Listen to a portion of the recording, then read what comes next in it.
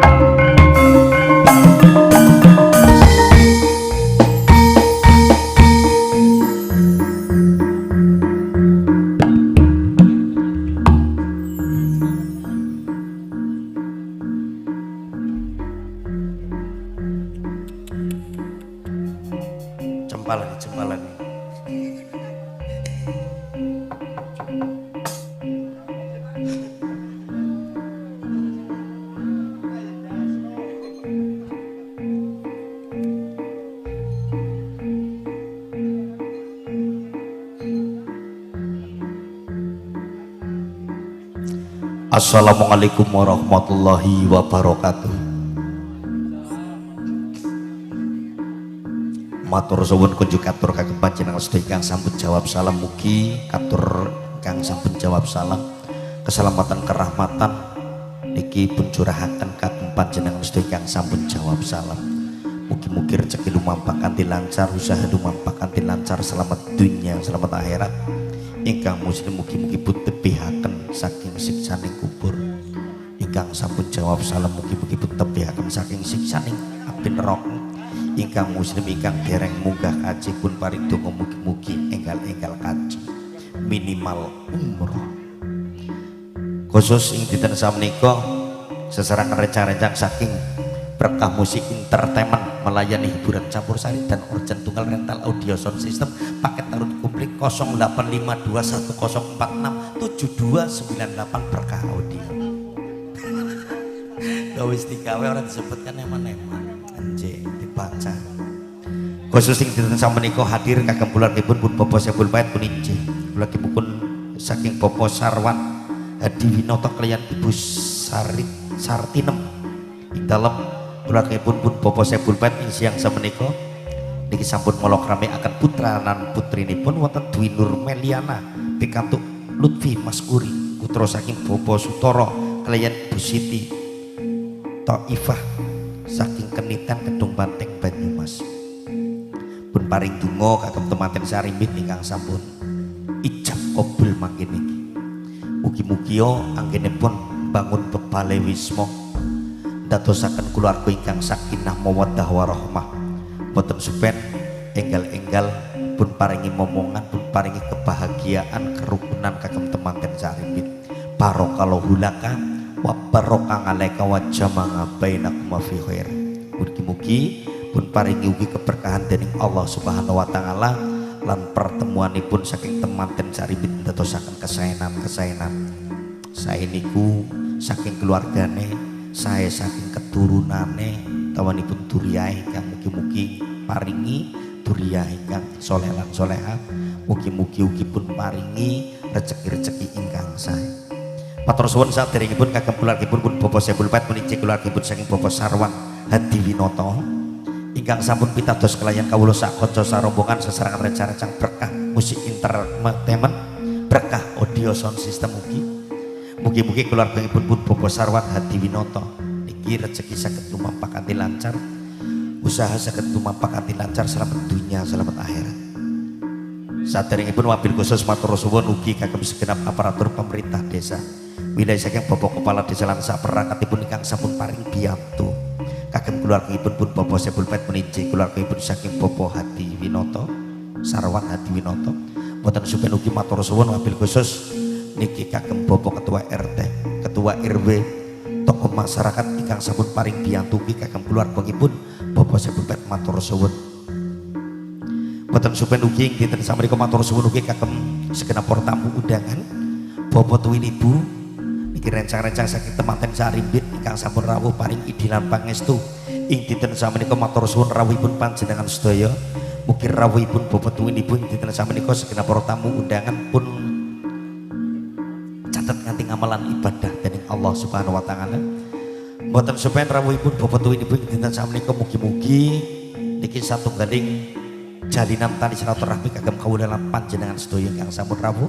kagem kulawargipun pun Bapak Sebul Pait meninji kulawargipun saking Bapak Sarwan Hadi Winoto. Mboten supen ugi dinten sampun matur suwun saderengipun niki kagem rencang-rencang audio, soundman, engineer, tukang angkat junjung, kuwel kabel, tukang diesel, tukang tuku solar, tukang gawe kopi tok ya anak ae. Nah iku ya bener kayak kopi. Bapakne kon ngopi. Matur suwun mugi-mugi sing eling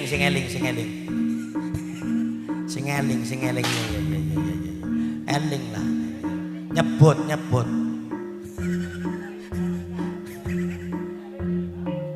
mugi-mugi rezeki saged lumampah kanthi lancar kagem berkah audio sound system usahane sing lancar Mas Narsudi moga-moga jobe sing akeh men ora nemen-nemen gal dina gresula kadang-kadang gresulane sing ora nguati ujar-ujaran nyong ora tau kanggo bae pada bae nyong ya sering praidit ning nyong meneng kok kan keton banget ora payu ngeri nyong kan ya artis ya kayak dia kan artis anggar ora kanggo ya meneng bae men keton kanggo bae nah kayak contohnya kayak gede aja di status keton banget ora kanggo anje khusus ing dinten samenika matur suwun ugi yang sampun paring biyantu ing dinten samenika niki saking ajeng rias wedding organizer kerjasama ing dinten samenika kunjuk atur niki kagem keluargipun pun Bapak Saiful Bait matur suwun saking ajeng rias niki saking Tenata Kemawi matur suwun rencang-rencang ajeng rias wedding organizer ketak dongakna wong mesti uli orjen karo dewek sih ya moga-moga rezekine ya sing lancar usahane sing pada lancar moga-moga ya coba sing akeh gone ngerias syukur pisan bos nek angger riasan tawani terus karo orjenan kan nanti patir-patir melu kegawa luar biasa matur suwun mungkin pun tenggo ugi kagem segenap para tamu undangan ingkang sampun sedaya rawuh mbok bidi badhe nderek mangayu bagya niki paring lilipur sesarengan rencana saking berkah musik entertainment berkah bro audio pun tenggo sesarengan saking rencang-rencang ugi lajeng rias wedding organizer mungkin pun tenggo ugi perwakilan niki Mbak Ifah penembang ya, kon belajar nembang ya Pak ya wis ayo ora nembang kan rugi Pak ya kon nyanyi Pak karo Rasun oke anaknya ding almarhum aja disit nggih saderengipun acara inti saking keluargangipun Bapak Saiful Bait saking ugi ajeng rias wedding organizer